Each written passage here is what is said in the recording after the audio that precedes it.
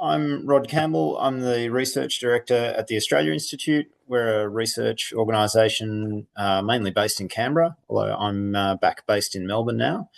And I've been in contact with Mine Free Glenaladale and looking at this project since 2018. My opinions about it really haven't changed in that time. I don't think it's a particularly profitable project for investors.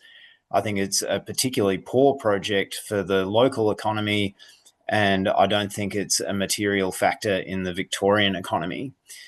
There seems to be very little economic rationale for this project overall.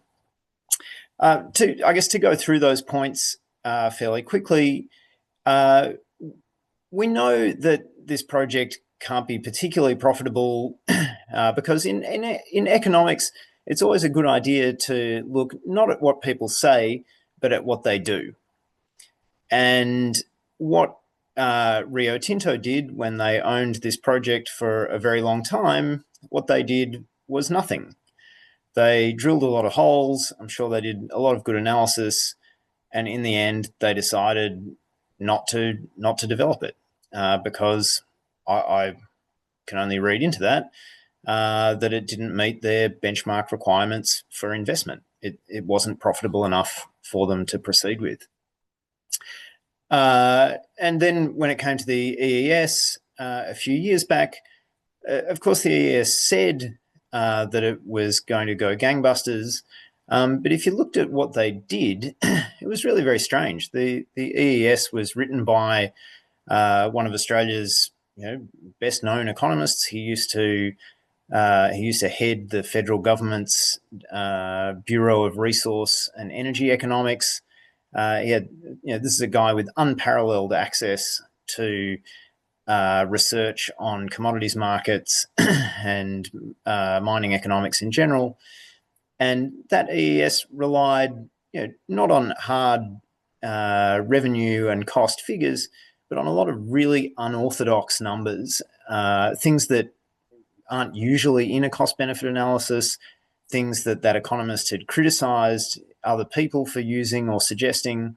So while saying that the project was smelt like roses, when you looked at how they actually did it, it really was pretty shonky. And that's what came out in the ultimate hearings. I don't think it's a particularly profitable project. And that's really important. You might think you don't care, but it's really important because a project that's marginal is going to have a lot of incentive to bend the rules or break the rules on environmental standards, on worker safety, things that they've promised the community. You're going to have a project that's perpetually penny pinching and trying to cut corners.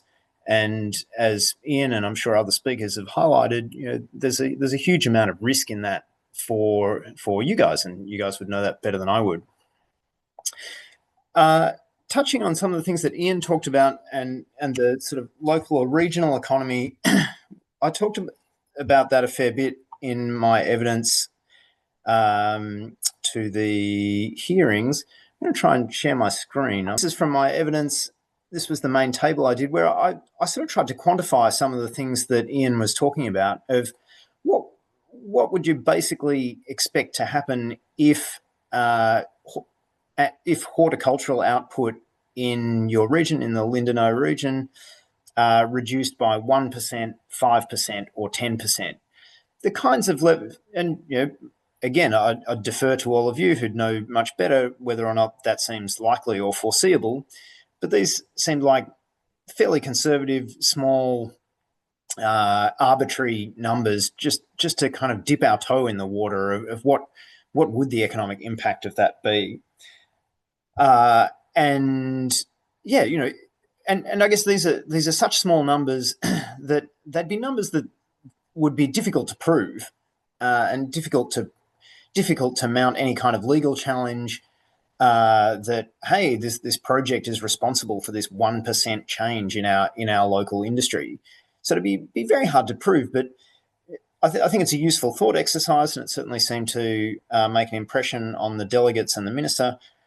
that if you reduced horticultural output in the region by 1%, you're talking about around $1 million lost value of production, lost profits of around $200,000, and reducing jobs by about 20. And you can see those other numbers there. This is all on our website and was in our evidence, so I imagine a lot of you have already got it. But I guess the point that I just wanted to get across, and that I think Ian highlighted in a lot of detail, is that very small reductions in output from horticulture result in pretty significant losses, financial losses, sales losses, and employment losses for the region. And to a degree that it seems very unlikely that the mine would be able to compensate for. So I'll stop sharing there. So I guess that's at a regional level, and I think at a Victorian level, the mine and the potential benefits of the mine are really pretty immaterial. There weren't clear numbers on the royalty payments. I guess, sorry, I should back up. The numbers from the perspective of a state government, the number that really counts is royalties. How much is this project likely to pay in royalties? I work mainly on looking at coal mines in Queensland and New South Wales, where you're talking about royalties of into the hundreds of millions of dollars per year per project. But here, while there were no clear numbers, we're talking about $7 million a year. That was the main figure that was being used last time I was looking at this. And $7 million a year is not even rounding error in the Victorian budget. The Victorian budget's worth something like $90 billion a year. The Victorian government loses $100 million a year running the Melbourne Formula One Grand Prix. So for this project to even make up for the losses on the Formula One Grand Prix, it'd have to be making royalty payments about 14 times bigger than it was proposing last time around. So anybody that suggests that Victoria needs the money and so we need to have more mining really just doesn't understand how the Victorian economy works and how the Victorian state budget works. I might leave it there unless people have questions.